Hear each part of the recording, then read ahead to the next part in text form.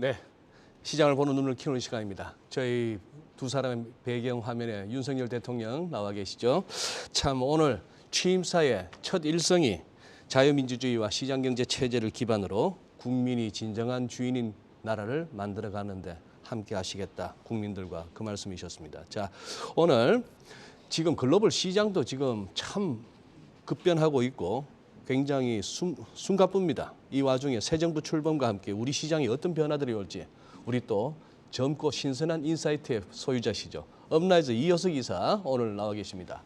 이사님 안녕하세요. 네, 안녕하세요. 예, 어서 오세요. 얼굴이 많이 타셨다. 미국 다녀오셨다면서요. 네, 그것도 지난주에 그것도 버커셔 해스웨이 주총? 네, 버크셔 해서웨이 주총에 참여하기 위해서 네. 미국에 다녀왔고요.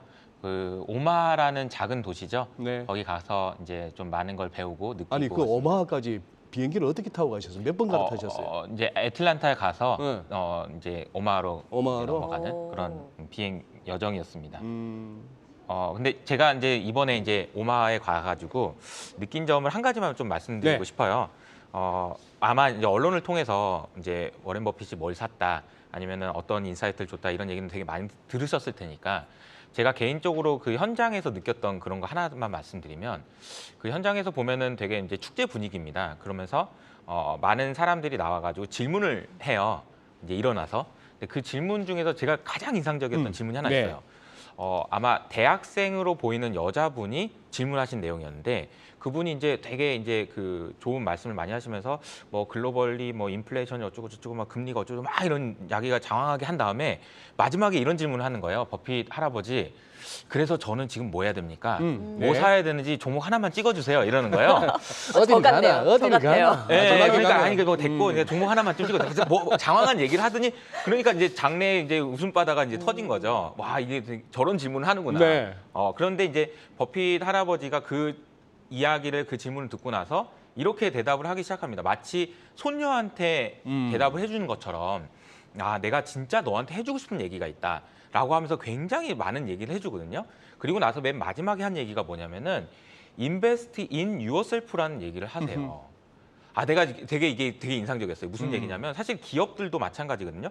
기업이 해야 될 일이 뭐냐라고 생각해보면 결과적으로는 돈을 싸게 조달해 와서 그 돈으로 장사를 해가지고 돈 버는 게 기업이잖아요. 네. 그러면은 우리가 생각해야 되는 거는 가장 효율성이 높은 투자를 해야 된다는 얘기거든요. 근데 그 얘기가 너한테 내가 해주고 싶은 얘기는 그거다. invest in yourself를 해라. 이 얘기였어요. 그래서 제가 그 얘기를 듣는데 되게 엄청 인상적이더라고요. 네. 그러니까 버핏이 뭐 어떤 정유주를 샀다 이런 얘기보다도 사실 개인적으로 저는 현장에서 느꼈던 그런 인사이트는 그거였던 것 같다는 생각이 듭니다. 그거 우리 뭐 어릴 때 초등학교 시절에도 교장 선생님 훈화하실 때 자주 듣던 얘기지만 그때는 졸리기만 했고 맞아요. 그래도 버핏 할아버지 정도 되시는 분이 하면은 또 이게 확 오죠. 그렇죠. 다른 거는 모르겠지만 90세가 넘어서도 지금까지도 투자를 하고 계신다라는 맞아요. 것 자체로 맞아요. 그냥 뭐 더 이상 얘기 안 해도 되는 그런 거 아닌가 그런 생각이 듭니다. 현지 분위기는 축제이기는 했으나 사실 네. 지금 글로벌 시장을 비롯해서 시장 분위기는 그야말로 패닉이잖아요. 네. 오늘 시장은 좀 죽다 살아났는데 또 마냥 살아난 거는 아니에요. 그죠? 죽은 그 정말 그 구렁텅이에서 조금은 벗어났으나 네. 오늘 시장 보면 지금 미선물 시장이라든지 중국 시장이 그나마 좀 빨간불로 올리고 달러 강세가 주춤해지면서 시장이 좀 저점에서 올라오긴 했지만 연중 최저점을 찍지 않았겠습니까? 지금 여러 악재들이 다 그 이유로 거론이 되고 있는데 가장 큰 원인이 뭐라고 보세요? 저는 개인적으로 생각할 때 제일 최근에 있었던 일 중에서 저한테 굉장히 중요하다라고 생각됐던 그런 포인트는 BOE였던 것 같아요. 영란은행. 영란은행. 영란은행의 그 통화 정책 자체가 투자자들로 하여금 이거 뭐지? 이런 생각을 하게 만들었던 것 같은데 그게 이제 뭐냐면은 FOMC 회의가 있었던 당일에는 주가가 올랐고 BOE 그러니까 그 다음 날이었죠. 영란은행의 통화 정책이 있었던 그러니까 회의가 있었던 날은 주가 급락했단 말이에요. 뭐가 차이가 있었나라고 생각을 해보면 영란은행에서 얘기했던 거를 좀 점검을 해보면 첫 번째 금리를 1%까지 올렸습니다. 네. 근데 이제 올리고 나서 얘기한 얘기가 뭐냐면 1%도 우리 되게 많이 올린 거다라는 얘기를 했어요. 그러면서 마치 더 이상 올리면 우리가 부담이 되는 것처럼 얘기를 하면서 동시에 뭐라고 얘기했냐면 근데 물가 전망은 우리가 또 많이 올려야 될 것 같다라는 얘기를 했다는 얘기죠. 다시 말하면 금리를 올릴 수 있는 여지는 별로 없다라는 걸 인정하면서도 물가가 더 높아질 거라는 걸 얘기하면서 사실상 시장으로 하여금 어떤 생각을 하게 만들었냐면 야 이거 제대로 할 수 있는 거 맞나? 파월이 어제 한 얘기가 거짓말 아닌가? 혹은 그냥 의지의 표현이고 희망사항 아닌가? 이런 생각을 하게 만들면서 시장으로 하여금 되게 걱정을 키웠던 게 아닌가 그런 생각을 하고 있습니다. 지금 이번 장 어떻게 우리 저 이효석 이사께서는 어느 정도 좀 마음의 각오는 돼 있었던 장이죠, 이번 장. 그쵸. 네. 예. 그러면은 여기서 조금 뭐 맞고 틀리고가 중요한 게 아닙니다. 그쵸. 저는 이효석 이사님의 나름의 촉을 한번 들어보고 촉을요? 싶은데 지금 이걸로 지금은 충분히 반등 나올 만한 시점이에요. 네, 네, 맞습니다. 뭐 이 정도 빠졌으면은 반등 나올 만한 시점이고 중국은 제가 보니 이거는 뭐 확인 안 해도 될 것 같아요. 개장 초부터 중국은 당국에서 나선 것 같아요. 그런 상황이고 우리도 이제 어느 정도 뭐 낙폭을 좀 줄이고는 있는데 그렇다면은 여기서 단기 반등은 나올 수 있는데 그러면은 보나마나 또 유튜브 매체마다 이제 진바닥 확인했다고 난리칠 겁니다. 동의하십니까? 이제 이렇게 제가 이제 제가 이야기를 풀어 나가 보려고 합니다. 네. 많은 이제 전문가라고 나와서 이제 언론에서 이렇게 얘기하는 사람들한테 요구하는 건 뭐냐면 자 위냐 아래냐 이걸 물어보시죠. 근데 저는 두 가지를 물어봐야 된다고 생각해요. 두 가지. 위든 아래든 네가 얘기한 건 좋은데 그 얘기에 대해서 컨빅션이 어느 정도냐라고 물어봐야 된다고 생각합니다. 모든 투자는 올라가는 거 맞추고 내려가는 거 맞추는 걸로 결정되는 게 아니에요. 그럼요. 거기에 얼마를 베팅했냐의 문제예요. 그런데 그 베팅했냐의 포지션의 크기는 반드시 컨빅션의 크기와 일치해야 된다고 생각합니다. 내가 컨빅션이 없는데 왜 포지션을 가져가는 거지? 막연하게 이 얘기인 거예요. 그러니까 제가 이제 예를 들어서 연초부터 현금 비중을 늘려야 된다라고 얘기했을 때 너는 그럼 주가가 빠진다는 얘기냐? 그게 아니고 저는 자신이 없으면 컨빅션을 낮추고 컨빅션이 없으면 포지션을 줄이는 거지 왜 그걸 자꾸 주가 오르냐 내리느냐 이런 거로 얘기하냐는 거죠. 자기가 자신이 있을 때 포지션을 늘려서 그걸 가지고 돈을 버는 게 투자의 가장 중요한 덕목이라고 보면 저는 개인적으로 위냐 아래냐 그 질문보다 더 중요한 거는 너는 지금 현재 시장에 대해서 컨빅션이 어느 정도냐라는 질문이 더 중요하다고 생각하는데 저는 사실 최근에 애널리스트로 와가지고 한 일에 가장 컨빅션이 없습니다 지금. 그만큼 어렵다는 거네요. 모르겠습니다. 네, 그러니까 이렇게 말을 하면은 모르겠습니다라고 얘기하면 야, 넌 전문가라는 사람이 그렇게 얘기하면 되냐라고 얘기하시지만 그건 솔직한 얘기예요. 네. 그렇게 얘기할 수 있는 권리를 주셔야 되는 거 아닌가 그런 생각이 듭니다. 네. 네. 그런데 이제 단기적으로는 이렇게 이제 그렇게까지만 얘기하면 너무 비전문가스러우니까 한마디만 더 첨언드리면 전망 컨빅션은 낮지만 그럼에도 불구하고 단기적으로는 바닥은 좀 봤다. 단기적으로 오를 수 있다. 그런데 중장기적으로는 좀 더 지켜봐야 된다. 이렇게 좀 말씀드리고 싶어요. 그러니까 방향성에 대해서 추세적으로 정말 그 흐름을 지금 가늠하기에는 어려운 상황이라는 거죠. 네, 지금 내 돈은 안 왜냐하면 걸고 싶다. 확률이 낮게 네, 지금 눈높이를 그쵸. 낮추신 그렇죠, 거잖아요. 그렇죠. 이게 바닥에서 이렇게 되든 이렇게 아래로 내려가든 중요한 거는 내 돈을 넣고 싶냐 안 넣고 싶냐거든요. 네. 그러니까 제 돈은 안 넣고 싶다. 지금 상황에서는. 그 솔직하신데요? 캐시우드가 용감하게 뭐 그 완전 막 폭락하고 있는 로블록스 같은 걸 또 저가 매수라고 담고 하는 게 지 돈이 아니라서 가능한 거예요. 그거는 되게 중요한 포인트신 게요. 예. 캐시우드가 운영하고 있는 아크 인베스트먼트에는 지금도 여전히 역대급의 자금이 유입되고 있습니다. 지금도. 네, 그러니 계속 할 수 있는 거죠. 그렇죠. 캐시. 근데 사실 지금 파월도 몰랐던 거잖아요. 파월도 지금 예상을 하지 못했던 지금 그 시나리오가 계속 펼쳐지고 있는데 지금 파월의 말을 또 신뢰하지 못하는 시장에 대한 움직임이 그 영란은행의 그 결정에서부터 또 더 촉발되면서 시장의 변동성을 키웠다라고 얘기를 해주셨잖아요. 근데 네. 시장 흐름을 보면 최근에 성장주, 가치주 할 것 없이 다 빠지고 어제 보면 원자재 가격도 빠지고 이것을 보면은 단순히 시장이 그냥 그런 불확실성에 반응을 한다라기보다 정말 경기 둔화, 침체에 대한 우려를 반영을 하고 있다라는 생각이 들어요. 파월은 경기가 괜찮다고 하는데 네. 시장의 반응과 파월의 언급 사이에서는 좀 어디에 무게를 더 두고 계세요? 그 경제가 침체되는 게 위험할까요? 아니면 금융시장이 불안정해지는 게 위험할까요? 라는 질문을 해보면 경제가 침체되는 거는 생각보다 중요하지 않아요.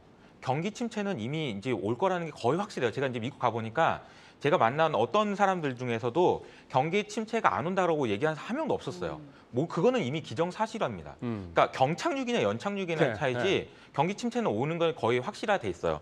근데 제가 오늘 아침에 보면은 연준에서 나온 보고서가 있거든요.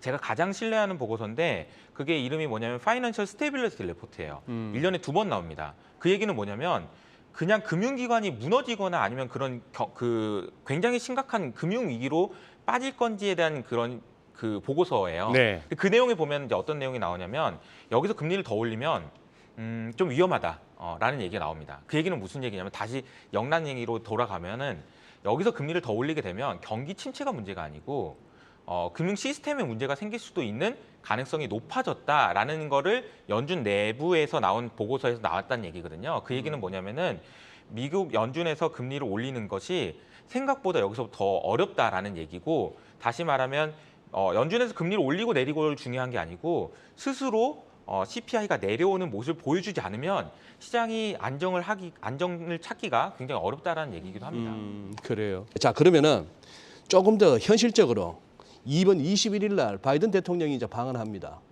그죠? 네. 여기 어떤 뭐 이사께서 보시기에 거기에 어떤 걸만한 기대나 기회가 있을까요? 단기적으로 보면 이제 바이든 대통령이 와서 하고 싶은 얘기는 이런 걸 거예요. 반도체 공장이든 뭐든 미국에다가 지어라. 왜냐하면 지금은 로케이션이 중요하니까. 저스트 인 타임이라고 해가지고 빨리빨리 뭔가를 부품을 만드는 게 중요한 게 아니고 어떤 상황이 될지 모르잖아요. 지금은 이게 뭐 러시아에서 우크라이나에서 뭐 등등 여러 가지 문제들이 많이 생기니까 우리 땅에서 지어줄래? 이 얘기를 많이 하시지 않을까 그런 생각이 듭니다. 그럼 그 과정에서 일부 부품 업체나 아니면은 그런 회사들이 수혜를 볼 수 있겠죠. 근데 그런 건 이제 단기적으로 이제 기회를 노릴 수 있는 거고 굉장히 많은 분들이 얘기해 주실 거라고 생각하고, 제가 오늘 뭐 이 말씀을 좀 드리고 싶다는 생각이 들었어요. 무슨 얘기냐면 그러면 장기적으로 보면 어떻게 될까? 이런 현상이 계속되면 어떻게 예. 될까? 예. 이건 되게 중요한 포인트라고 생각하는 게, 우리나라에서 만약에 배터리를 만들어서 우리나라에서 배터리를 수출하는 것이 많을지 아니면 다른 나라에서 배터리를 만들어서 수출하는 게 많을지, 우리나라에서 반도체를 만들어서 반도체를 수출하는 게 많을지 아니면 다른 나라에서 반도체를 만들어서 거기서 사용하는 게 많을지, 여기에 따라서 우리나라의 경제에 미치는 영향이 클 거다라는 생각이 들고, 바이든 대통령이 우리나라에서 요구하는 거는 그런 부분일 거다. 그러면 장기적으로 봤을 때는 우리나라한테 미치는 영향은 긍정적인 영향보다는 아무래도 덜 긍정적인 요인이 많을 거고, 그런 요인들을 요구할 가능성이 높기 때문에 반대로 생각해 보면 우리 입장에서는 그걸 내주라고 얘기할 거면 나한테도 좀 뭘 줘라고 얘기하는 거를 좀 해야 되지 않을까 그런 생각을 좀 하고 있습니다. 그래요. 뭔가 주고받는 게 있어야 할 텐데 확실히 그래도 지금 기업 총수들과의 이제 만남이 예정이 되어 있잖아요. 그럼 여기서 그나마 좀 기대를 가져볼 수 있는 건 그러면 반도체군요. 네. 또 미국 맞습니다. 공장을 가지고 있거나 또 그에 뭔가 납품을 할 수 있는 쪽에서의 단기적인 기대 그렇죠. 정도. 네. 근데 장기적으로 봤을 때는 일단 덜 긍정적일 수 있다라는 그렇죠. 포인트인 네. 거예요. 단기적으로는 긍정적인 영향을 줄 수 있을 것 같습니다. 제가 이사님 보내드리기 전에 하나만 돌발 질문. 우리 이효석 이사님, 업라이즈가 지금 저는 여의도를 떠나서 이쪽으로 가신 것도 저는 깜짝 놀랐어요. 네. 야, 진짜 대단하다 싶은데 이번에 그 가셨을 때 워렌 버핏하고 찰리 먼거 그 부회장이 가상화폐 시장에 대해서 언급한 거 좀 듣고 계셨을 때 느낌이 어떠셨어요? 여전히 부정적이던데 그 두 분은. 저 부정적인 정도가 아니고요. 네. 정말 독서를 품으시더라고요. 독서를 맞아요. 아까 제가 처음에 시작할 때 얘기했던 질문 있잖아요. 그 여자 대학생한테 네. 막 마지막에 이제 뭐 버핏이 정말 이제 손녀 딸한테 얘기해 준 것처럼 정말 진심 어린 조언을 해주고 있는데 찰리 네. 먼거가 옆에서 갑자기 혹시 너 비트코인 하려고 생각하고 있냐? 하지 마 이렇게 얘기하시더라고요. 그 정도로 정말 싫어하시더라고요. 근데 개인적으로 이제 최근에 이제 비트코인 가격도 많이 하락하고 여러 가지 네. 문제들이 생긴다는 거 알겠어요. 그 왜냐하면은 전체적으로 자산 시장에서 유동성이 흡수되니까 그런 식으로 해서 가격이 빠지고 돈이 빠지면서 하락하는 건 이해됩니다. 근데 여기서 좀 중요한 포인트는 그럼 사람도 나가느냐인데요. 중요한 사람들이 나가냐, 아니면 중요한 비즈니스를 하려고 하는 사람들도 나가냐, 그거는 아닌 것 같아요. 그래서 이번 2017년, 18년부터 시작됐던 비트코인의 윈터가 지금 사실 시작된 거거든요. 근데 그때랑은 다른 점은 저는 이거라고 생각해요. 사람은 안 나간다. 그때는 사람도 나갔어요. 나 못하겠다 나갔었거든요. 근데 지금은 여전히 엄청나게 많은 사람들이 와가지고 뭔가 새로운 걸 만들려고 노력하고 있기 때문에 그때만큼의 겨울은 아닐 거다라고 생각하고 있습니다. 이탈이 아닌 정말 숨죽이고 있는 거네요. 그렇죠. 네. 오. 제가 가상 숨기고 있습니다. 시장까지 같이 숨죽이고 계신 이효석 이사님까지 지금 뭐 가상화폐 시장뿐만이 아니라 전체적인 신정부 정책에 대한 우리가 뭐 간략하게 짚어봤고 무엇보다 이제 대외 변수 안에서의 시장에 대한 흐름, 그러나 다만 지금 시장은 컨빅션을 갖게 시장에는 그 확률적으로 낮기 때문에 뭐 단기적으로는 반등이 있을 수 있다고 하더라도 여전히 또 경계감을 늦출 수가 없다라는 부분까지 또 확인을 해봤습니다. 지금까지 업라이즈 이효석 이사와 함께했고요. 다음에 또 나와주세요. 네, 감사합니다. 고맙습니다. 고맙습니다.